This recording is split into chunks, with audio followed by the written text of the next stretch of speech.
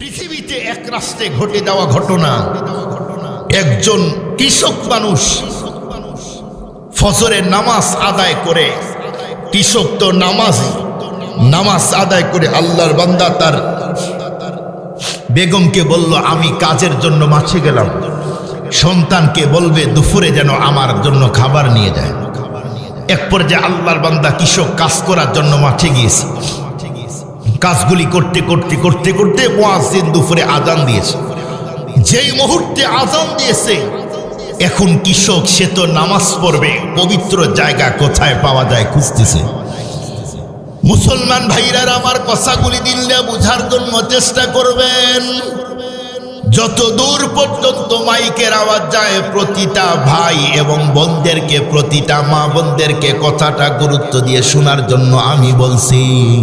এক পর্যায়ে আল্লাহর বান্দা কৃষক যখন নামাজের জন্য বন্ধুরা আমার জায়গা খুঁজতেছে, কিন্তু কোনো জায়গা যখন পবিত্র বন্ধুরা আমার জায়গা যখন খুঁজে পায় না, এক পর্যায়ে আল্লাহর বান্দা কৃষক ভাবলেন, ওই যে একটা কবরস্থান দেখা যায়, অবশ্যই কবরস্থানের মধ্যে গেলেই নামাজের জায়গা পাওয়া যাবে।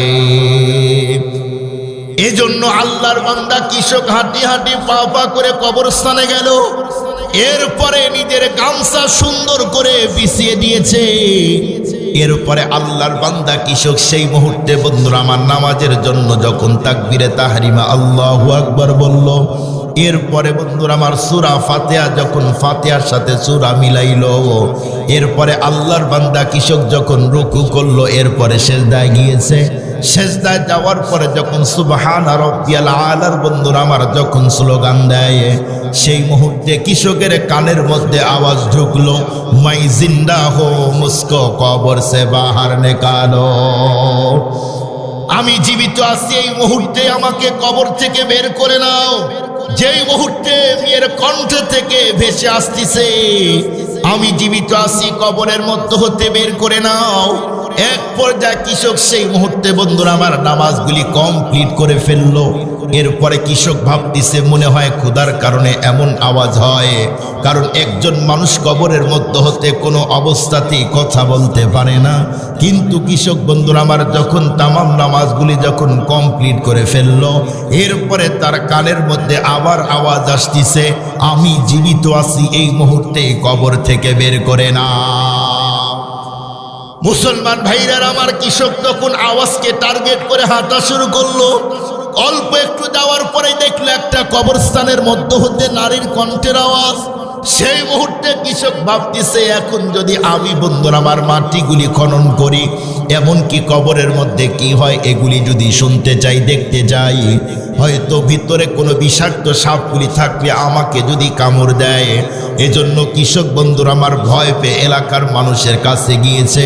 যাওয়ার পরে সেই মুহূর্তে এলাকার মানুষদেরকে তখন ডেকে বলল, শোনো, আমি শুনে আসলাম এই মুহূর্তে তোমাদের কবরের মধ্যে একজন মহিলা আওয়াজ দিয়ে বলতিস, আমি জীবিত আছি, আমাকে বের করে না। মুসলমান ভাইরা আমার এলাকার মানুষগুলি বলল, না না, তুমি কি পাগল হয়েছো নাকি? একজন মেয়ে মানুষের কণ্ঠের আওয়াজ তুমি কেমনে শুনবে? আজ থেকে অনেক দিন পূর্বে একজন মহিলাকে কবরে রাখা হয়েছে। এর মধ্যে আমাদের এলাকার মধ্যে আর কোনো মানুষ মারা যায় নাই। সেই মুহূর্তে বন্ধুরা আমার কৃষক বলল, দেখো, আমার কথা যদি বিশ্বাস না হয়, এই মুহূর্তেই তোমরা আমার সাথে চলো, তোমাদের প্রমাণ দিতে চাই। এক পর্যায়ে এলাকার মানুষগুলি তখন বলল, চলো, তোমার সাথে যেতে চাই। এই খবরটা বন্ধুরা আমার যখন এলাকার মধ্যে ছড়ে গেল, সমস্ত মানুষগুলি পঙ্গপালের মতো ছুটে সবাই বন্ধুরা আমার কবরস্থানে হাজিরা দেয়। মানুষগুলি যখন কবরের চারদিক দিয়ে বন্ধুরা আমার দাঁড়িয়ে আছে, মেয়েটা তখন আওয়াজ দেয়, মাই জিন্দা হো মুসকো কবর সে বাহার নিকালো। আমি জীবিত আছি, এই মুহূর্তেই তোমরা কবর থেকে বের করে নাও। এক পর্যায়ে লোকগুলি তখন বলল, এখন আমরা কবর খনন করব কেমনে? কবর খনন করা যায় কিনা আমরা তো কিছুই জানি না। এই কবর খনন করার জায়েজ বন্ধুরা আমার বৈধতা আছে কিনা, এটা জানতে চাইলে অবশ্যই এখন আলেমের কাছেই যেতে হয়। সেই সময় বন্ধুরা আমার একটা টিম গঠন করা হলো, যাও যাও তোমরা যাও আলেমের কাছে ফতোয়া নিয়ে আসো। এক পর্যায়ে লোকগুলি আলেমের কাছে গিয়েছে, যাওয়ার পরে বলল, হুজুর কবরের মধ্যে এমন এমন আওয়াজ শোনা যায়। সেই মুহূর্তে আলেম বলল, যাও কবরটা খনন করতে পারবে, কিন্তু আগের মতো আবার তোমরা বাঁশ দিয়ে এরপরে মাটি দিয়ে কবরটা বন্ধ করে দিবে। এ কথা বলতে লোকগুলি আসলেন এদিক দিয়ে, মানুষগুলি অপেক্ষার প্রহরগুলি গুনতেছিল।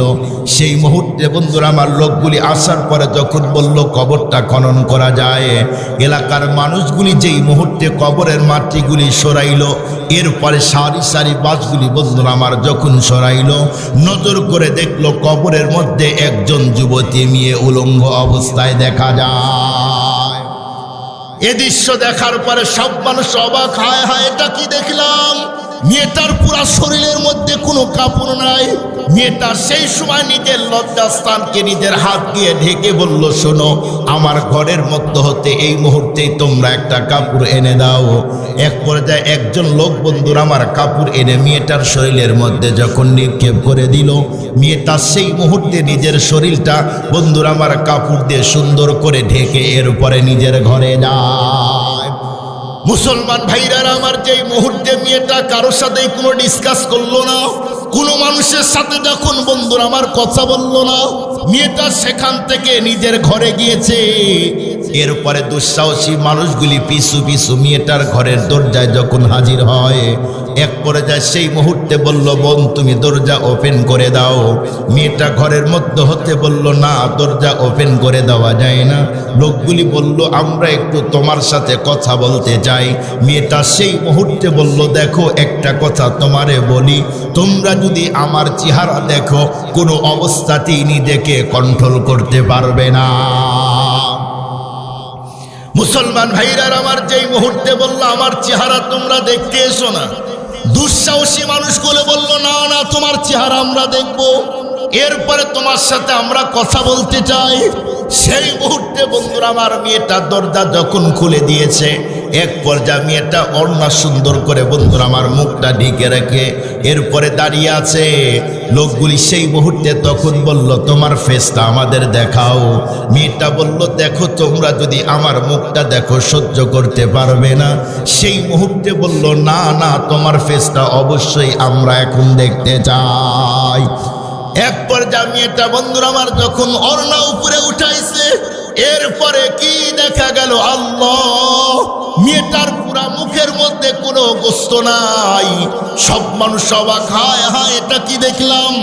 এরপরে মেয়েটাকে বলল, তোমার মাথার কাপড়টা একটু সরাও। যেই মুহূর্তে বন্ধুরা আমার মাথার ওড়না যখন সরাই দিল, এরপরে নজর করে দেখলো মেয়েটার মাথার মধ্যে একটা চুল এমনকি গোস্ত নাই। লোকগুলি এ দৃশ্য দেখার পরে সকলেই তো বন্ধুরা আমার কিংকর্ত বেমুর হয়ে গেল। এরপরে বলল, বোন তোমার হাতের আঙ্গুলগুলি আমাদের দেখাও। এক পর্যায়ে মেয়েটা যখন হাতের আঙ্গুলগুলি বের করে দেখাইলো, নজর করে দেখলো পাঁচটা হাতের মধ্যে বন্ধুরা আমার পাঁচটা আঙ্গুলের মধ্যে কোনো জায়গায় নখ নাই। এ দৃশ্য দেখার পরে বলল, বোন তোমার হাতের মধ্যে নখ নাই কেন? এরপরে বলল, তোমার পাটা দেখাও। যেই মুহূর্তে পা দেখানো হলো, নজর করে দেখে পায়ের মধ্যে একটাও নখ নাই। একজন লোক তখন জিজ্ঞাসা করলো, বোন তোমাকে কবরের মধ্যে এমন শাস্তি দেওয়া হয় কেন?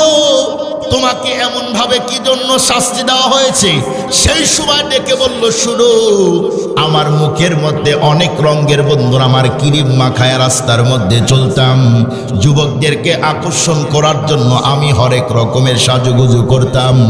এমন কি বলল, দেখো আমার মাথার মধ্যে অনেক রঙের জিনিস মাখায়া চুলগুলো খুলে রাস্তার মধ্যে চলতাম। যেই মুহূর্তে আমাকে কবরের মধ্যে রাখা হলো, ফিরিস্তাগুলি প্লাস দিয়ে টেনে টেনে আমার মুখের চামড়া আর মাথার চুলগুলা উঠায় দিয়েছে। এরপরে বলল, বোন তাহলে তোমার আঙ্গুলের অবস্থা কেন, নখ গেল কোথায়? মেয়েটা তখন বলল, শুনো, আমার এই নখের মধ্যে আমি অনেক বন্ধুরা আমার নেল পালিশ লাগাইতাম, অনেক রঙের জিনিস লাগিয়ে যুবকদেরকে আকর্ষণ করার জন্য আমি রাস্তার মধ্যে চলতাম। কিন্তু আমাকে যখন কবরের মধ্যে রাখা হয়েছে, ফিরিস্তারা তখন প্লাস দিয়ে টান দিয়ে দিয়ে আমার তামাম নখগুলা উঠায় দিয়েছে। নাউজুবিল্লাহ, বলেন না নাউজুবিল্লাহ।